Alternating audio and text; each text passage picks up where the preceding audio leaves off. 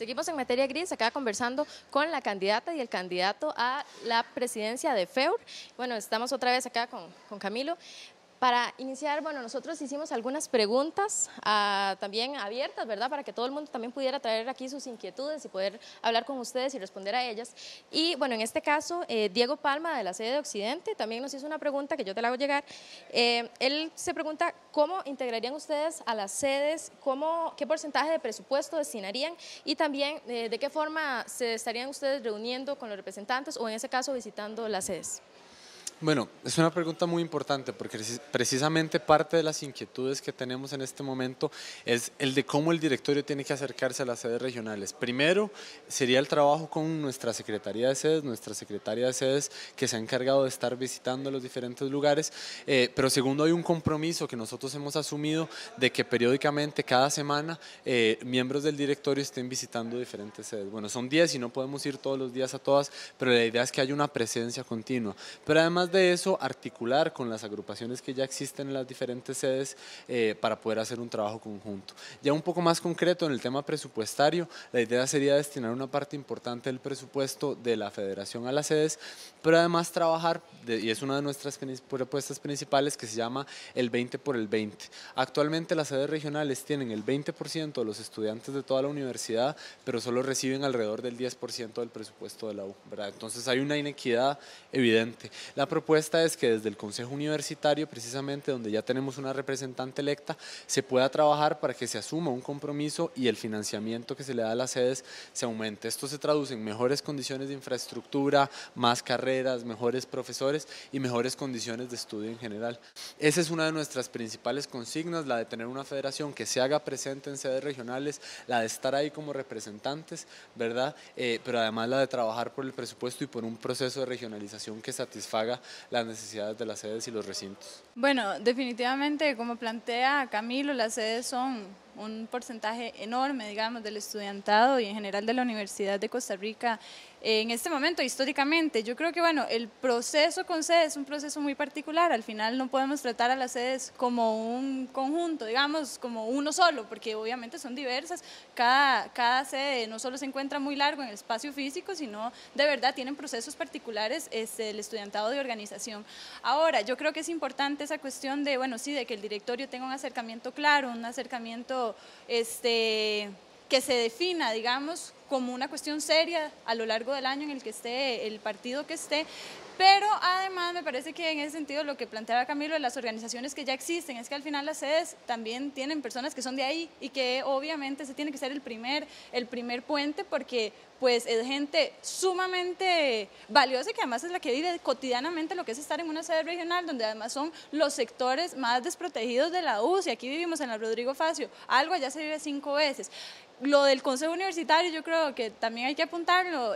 Ahorita está Juliana Quesada como consejo electo, ella es una persona de sede, de hecho, y yo creo que en ese sentido obviamente articular el trabajo. Aún así, el proceso, digamos, que se inicia este año, que si bien no fue lo mejor, yo igual lo reivindico, que es hacer un espacio abierto donde la gente de sedes regionales pueda ir y realmente pueda plantearse política clara, digamos, a partir de las problemáticas directas que se viven. Entonces, un encuentro de sedes regionales, sí, que sea más grande de 70 personas, sí, bueno, se inicia un proceso y en ese sentido, ¿cómo profundizás para que la gente realmente entienda que es necesario organizarse y a partir de eso poder luchar desde las vivencias por los derechos que hay que defender, digamos, y que cada vez se ven más violentados? Entonces, por ahí, eso. Bueno, también nos preguntan cómo evalúan, bueno, en este caso, cómo evalúas el gobierno anterior y en qué crees que podría ser mejor tu gobierno o diferente. Bueno, yo creo que ha sido, como decía al inicio, ha sido un año de bastante trabajo. Yo creo, bueno, sí son todos los años en realidad.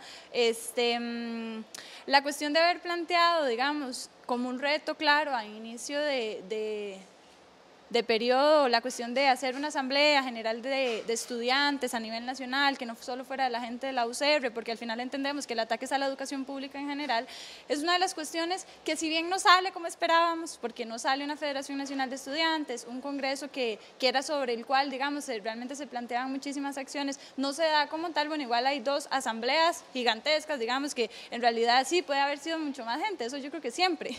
El punto es si realmente eso abre un proceso, si mete una discusión federación de si es necesario realmente empezar a organizar la cuestión a partir no de las especificidades, sino de la raíz de esas especificidades en cada universidad, que al final es la misma. Es que hay un ataque claro de los gobiernos y que obviamente el recorte a la educación pública, de los servicios públicos en general, es una realidad. Entonces, por ahí, ¿cómo lo evalúo? ¿Tuvo desaciertos? Claro, tuvo desaciertos. Fue una federación que se planteó retos gigantescos para el movimiento estudiantil porque tenemos un problema gigantesco, sí, también. Entonces, en ese sentido, ¿cómo lo evalúo? Yo creo que está bien, que fue un directorio que empieza un proceso después de un año interrumpido, que obviamente ahí, pues Camilo lo sabe, uno está en el directorio durante un año electo y eso te plantea limitantes y no limitantes, pero siempre, digamos, si los proyectos son a largo plazo, pues hay que jugar con eso también y pues no evaluar nada más en la superficie. ¿Y qué podrías hacer mejor que ese gobierno o qué harías diferente?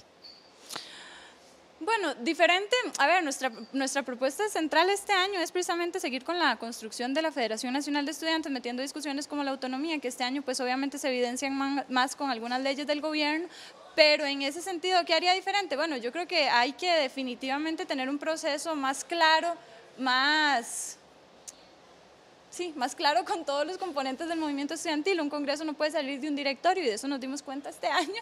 Entonces, en ese sentido, los esfuerzos por realmente informar a la gente, más o menos, convencerla, que se concienticen de si es necesario en este proceso y a partir de eso ganarlos, a que realmente salgamos a construir juntos, no 10 personas, porque eso es imposible, ni 30, un Congreso Nacional de Estudiantes que seriamente se plantee política para el próximo periodo, que es determinante en general para la realidad del país. Y entonces, en ese sentido, yo creo que mejorar eso, los canales de comunicación y ganar la gente un proyecto que yo creo que sigue siendo vigente y que sigue siendo una necesidad para el movimiento estudiantil. Bueno, y vos, Camilo, ¿cómo evaluás el gobierno actual y en qué se podría diferenciar su eventual gobierno o cómo podría ser mejor? Bueno, como dice Priscila, efectivamente hay aciertos. Obviamente nosotros sí tenemos una posición muchísimo más crítica. Creemos que reducir el trabajo o los logros de una federación a realizar un par de encuentros y asambleas es bastante preocupante. Es decir, hay muchísimas labores que hacer y no solo eso, sino que se acepte abiertamente que esas asambleas o estos espacios no funcionaron porque pretendieron ser dirigidos exclusivamente desde la federación es problemático, ¿verdad? Eso por un lado. Segundo, creemos que, y nos preocupa muchísimo que la federación se haya quedado exclusivamente en retórica, es decir, se habla de ataques del gobierno, se habla de problemáticas, se habla de un montón de situaciones, pero no hay ninguna acción concreta, es decir, no se pasaba muchas veces de una invitación o de un comunicado en Facebook, y ahí es donde es muy importante que sí, se hable de estos temas, pero que se hagan cosas también, es que con un discurso bonito no se gana una lucha a nivel nacional.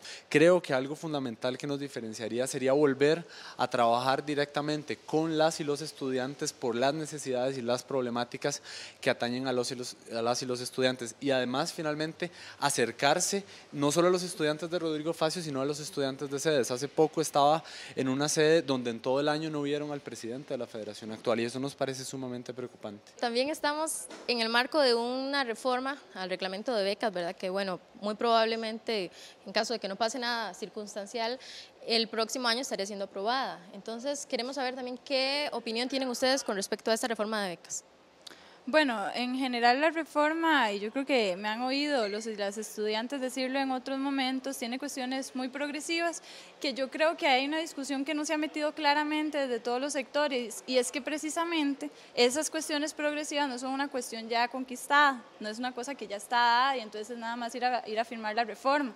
Yo creo que ese proceso de consulta, el que se habla, que ya fue votado en primer debate, pero ahora sale a la comunidad universitaria, y todos los sectores obviamente van a defender cuáles son sus intereses, nos pone totalmente a la ofensiva como estudiantes y no nada más a plantear hay que aceptar o no la reforma. Y en ese mismo proceso de organización para defender una reforma que realmente no discrimine y no delegue al estudiante becario un montón de condicionamientos y bueno, es discriminación por la simple cuestión de la situación económica, al final nos plantea más que solo decir si estamos o no a favor, sino que nos plantea realmente llevar a fondo un proceso que se inicia en el 2009, que ha sido de 4 años, que la última reforma del reglamento fue en 1987 y que precisamente lo que se defienda hoy seriamente con los y las estudiantes es lo que va a determinar si en los próximos 20 años vamos a tener una reforma que realmente le dé las herramientas al estudiante becario para poder salir de la universidad a fondo, digamos, sin tener que pasar penurias ni andar mendigando plata al Estado o a la universidad,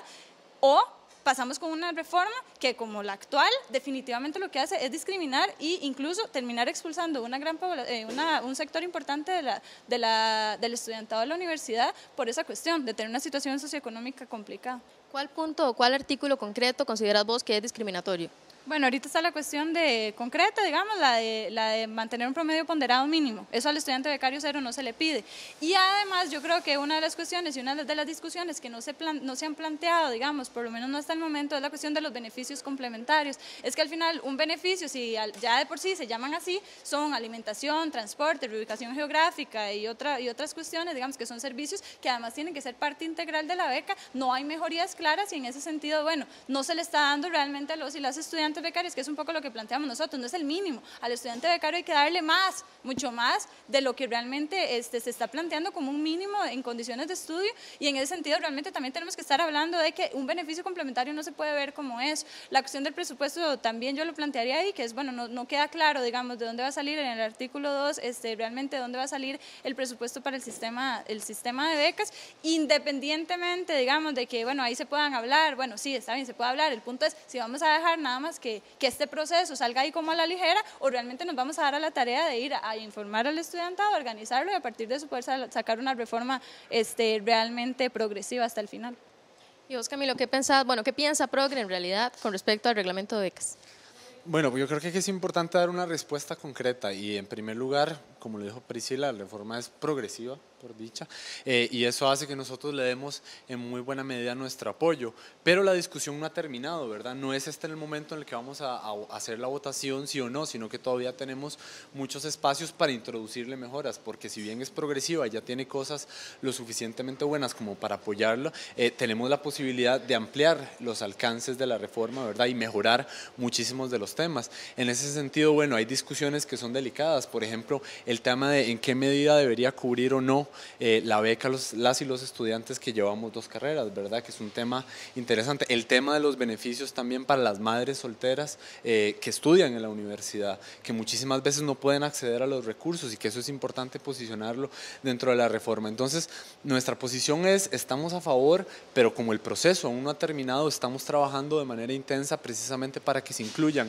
este montón de elementos que pueden beneficiar muchísimo más a las y los estudiantes de la universidad. E invitamos, ojalá, a la gente a que se acerque, porque esa es otra de las inquietudes. Sentimos que la mayoría de los estudiantes no han tenido el chance de acceder a la información para informarse sobre qué es lo que está sucediendo realmente con la reforma. Y esa es una deuda que tenemos, no solo el directorio, que en muy buena medida le corresponde, sino todas las agrupaciones que estamos dentro del movimiento estudiantil y que, si bien hemos hecho algún esfuerzo, pues tiene que intensificarse.